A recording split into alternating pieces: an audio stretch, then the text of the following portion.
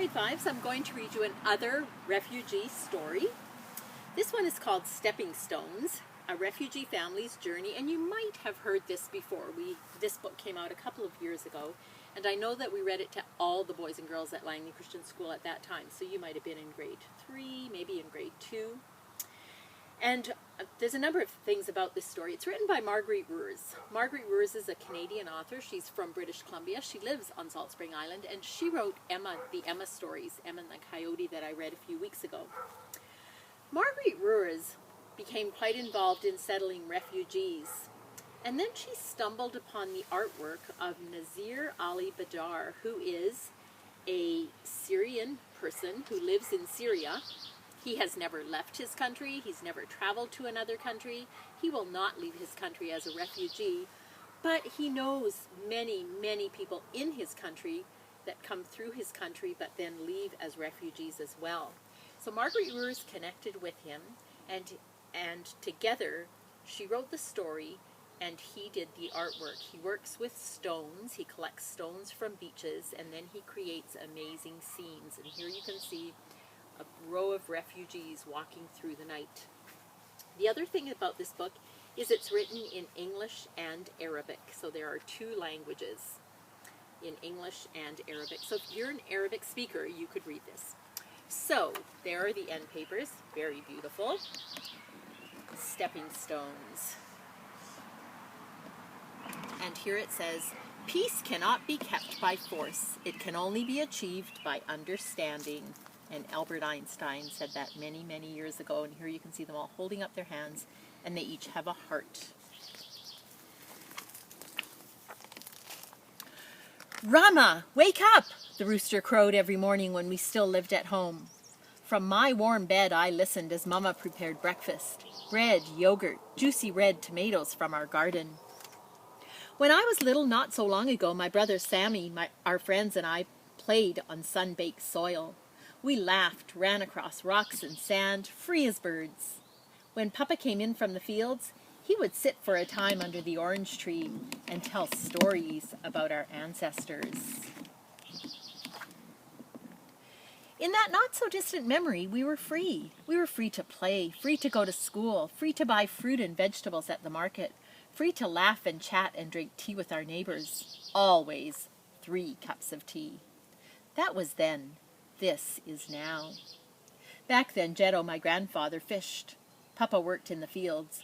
Mama sewed silk scarves for me and my dolls. Wrapped in silk and hugs, I didn't know that our lives would soon change forever. But Jeddo said we weren't really free. If we're not allowed to sing our songs, to dance our dances, to pray the prayers of our choice, are we truly free? Then war came to our country. Life in our village changed. Nothing was as it had been. Soon there was not enough food. "Rama, share this bowl of soup with Sami." I didn't know then that we would eat, but Mama would go hungry. But we still had Mama's hugs and Jeddo's arms to hold on to. Then the birds stopped singing. People began to leave our village. First a trickle of people, then a stream, across dusty fields under a burning sun. A stream driven by hope. Mothers, fathers, children, all seeking a better place to live. A river of strangers in search of a place to be free, to laugh and live, to love again. In a search of a place where bombs do not fall, where people do not die on their way to the market. A river of people in search of peace. At first, when our neighbors left, I didn't mind. I had Papa and Mama and Jeddo and Sammy, and I still had friends. We waved goodbye, not knowing that they would not come back. But when the bombs fell too close to our home, Papa and Mama became frightened for all of us. I hid my face in Mama's lap and cried, even though I am a big girl. One day Jeddo told Sammy and me that it was time. Time to join that river of people. Time to leave all that we knew. That night I lay in bed and cried because I knew I would never again hear the crow of the rooster or the creak of our gate or the bleat of our goat. I lay awake and listened to the wind, wondering if the moon rises the same way in other places. And this, if you've heard the story of Mustafa, or if you we'll listen to it. You'll notice in that story too, they talk about the moon. Sammy and I said goodbye to the flowers in our yard and to our goat and to the soil we called home, and then we walked. We walked, and we walked, and we walked. I tried to match my steps to Jetto's long strides. I tried to hold Mama's hand, but she carried blankets, a bundle of clothes. I carried only memories in my heart.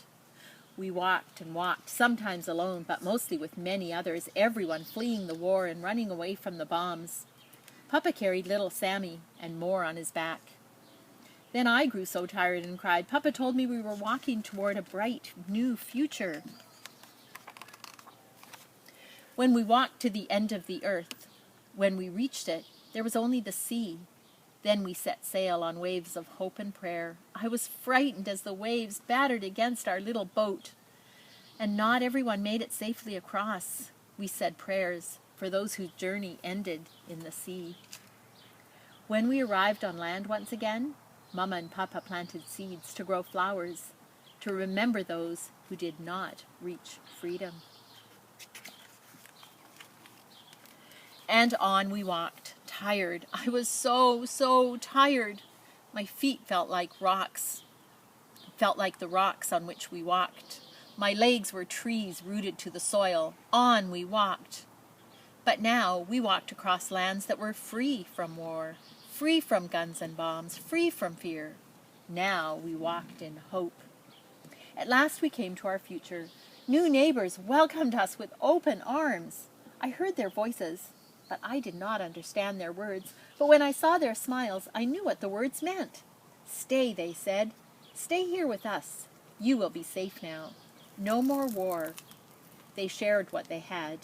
Clothes, food, even a new doll. We have a new home now. A home with new sounds and new smells, with smiles and people who help. Will there always be a home? Or will this always be our home? Or will we get to go back one day? The lucky ones, they call us. New memories, new hopes, new dreams. Not of war, but of peace. And if you're reading this one along with all the other stories that we're reading to you, you'll notice a lot of similarities, a lot of differences. All people coming to a new land, hopeful for what their life might be. I really love this one.